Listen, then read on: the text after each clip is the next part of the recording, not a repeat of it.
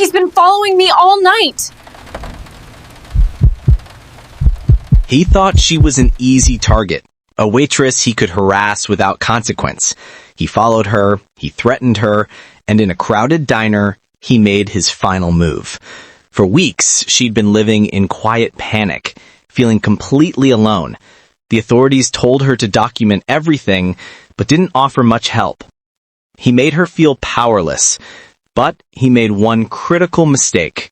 He didn't notice who was watching from the corner. Most people see the leather, the patches, and the reputation, and they cross the street. But there's a code in the biker world that outsiders rarely see. It's a code about protecting the defenseless. That night, a stalker was about to learn that code firsthand. Sarah wasn't just a waitress. She was the quiet heartbeat of the late-night shift at a classic American diner. In a world of strangers, she was a constant. Kind, hardworking, and quick with a smile that made lonely travelers feel seen. But for the past 3 weeks, that smile had become a mask, hiding a deep, gnawing fear. It started with a man named Mark. At first, he seemed harmless, just another customer lingering over coffee. But his visits became a daily ritual. He'd sit in the same corner booth, his eyes following her every move. The compliments started. Then they turned personal, then possessive. Soon it wasn't just in the diner. His car would be parked outside when her shift ended. She'd see him near her apartment. A phantom who was slowly isolating her. She felt a chilling sense of helplessness. Her friends told her she was overreacting. Her boss, worried about scaring away customers, just told her to ignore it. She even filed a report. But without an overt threat, the police could only tell her to stay aware and document everything. Sarah was trapped in a state of high alert, a victim in a crime that hadn't officially happened yet. The diner, once her sanctuary, now felt like a cage, and the predator was watching from the corner. On this particular night, the air in the diner was thick with tension. Mark was there, of course, a statue of menace in his usual booth. Every time Sarah walked past, she could feel his stare like a physical touch. The diner's low hum and the clatter of cutlery did nothing to drown out the pounding in her chest. She tried to lose herself in her work, refilling coffees, taking orders, but her focus was shattered. The moment she'd been dreading arrived near the end of her shift. The diner was emptying, leaving fewer witnesses. Mark chose his moment perfectly. As Sarah carried a heavy tub of dishes to the kitchen, he stood up, blocking her path in a narrow hallway. He leaned in close, his voice a low whisper. "You think you can just ignore me? I'm always watching, Sarah. You belong to me." It was a declaration of ownership.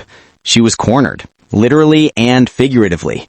The dish tub suddenly felt immense, her hands trembling as a wave of nausea and pure fear washed over her. For weeks, his harassment had been a dark cloud. This was a lightning strike. It was a public move to humiliate and assert his dominance where she was most vulnerable. Her resolve crumbled, tears welling in her eyes. She felt utterly helpless. Visibly shaken, Sarah stumbled into the kitchen, her composure destroyed. She leaned against the stainless steel counter, taking deep, shuddering breaths. When she emerged minutes later, her eyes desperately scanned the few remaining customers. Most were lost in their own worlds. But then her gaze landed on a man she hadn't paid much attention to before, a lone biker in a dimly lit booth at the back of the diner. Everything about him was intimidating. He wore a patched leather vest that spoke of club allegiance, his arms were covered in tattoos, and a stern, weathered beard framed his face. In her terrified state, he looked like danger itself. But desperation is a powerful motivator. He was her last resort.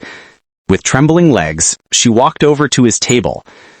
"I'm so sorry to bother you, but that man by the door, he's been stalking me. He just threatened me. I don't know what to do."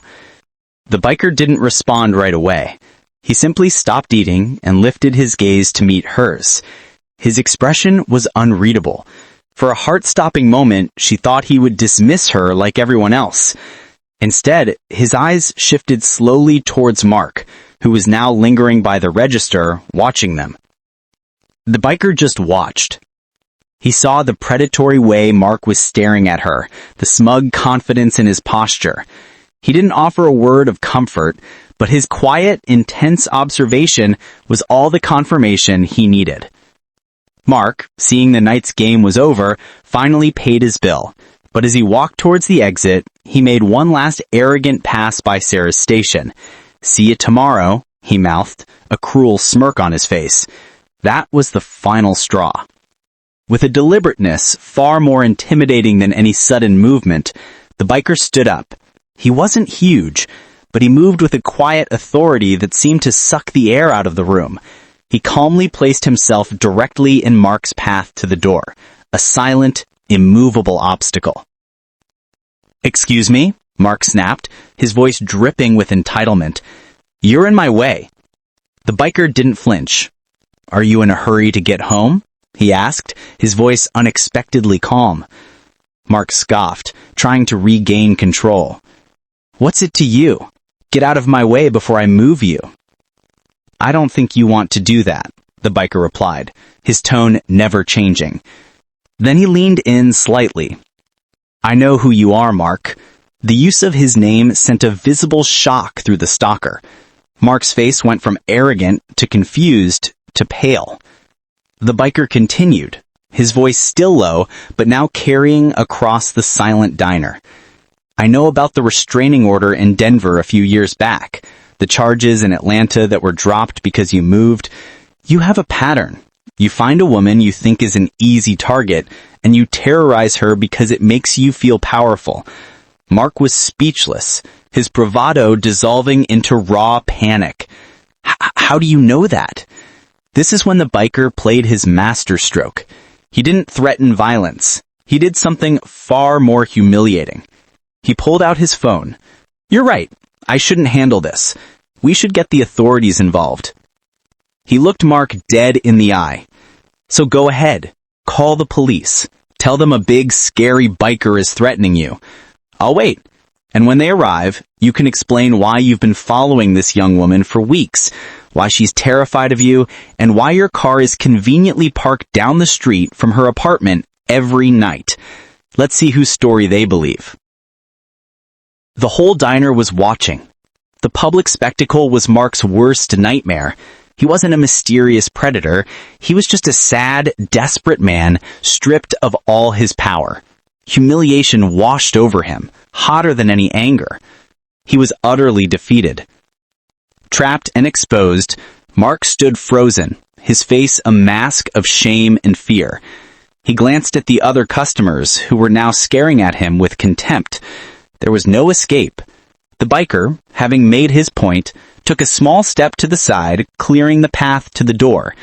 Without another word, Mark practically fled into the night like the coward he was. A wave of relief washed over the diner. Conversations started up again, but patrons now cast sympathetic glances toward Sarah. She stood by the counter, tears of relief streaming down her face. The weight of weeks of fear had finally been lifted. For the first time in a long time, she walked out of the diner at the end of her shift, not with her keys clutched like a weapon, but with her head held high. She was no longer a victim. This story is a powerful reminder that heroes don't always wear uniforms or capes. Sometimes they wear leather and ride motorcycles. It's a testament to the fact that true strength isn't about intimidation, but the courage to intervene.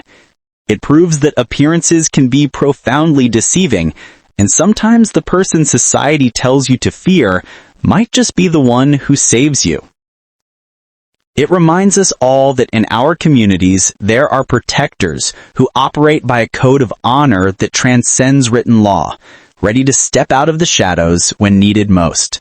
If you believe that courage can be found in the most unexpected of places, hit that like button, subscribe for more stories that matter, and share this with someone who needs a reminder that there is still good in the world.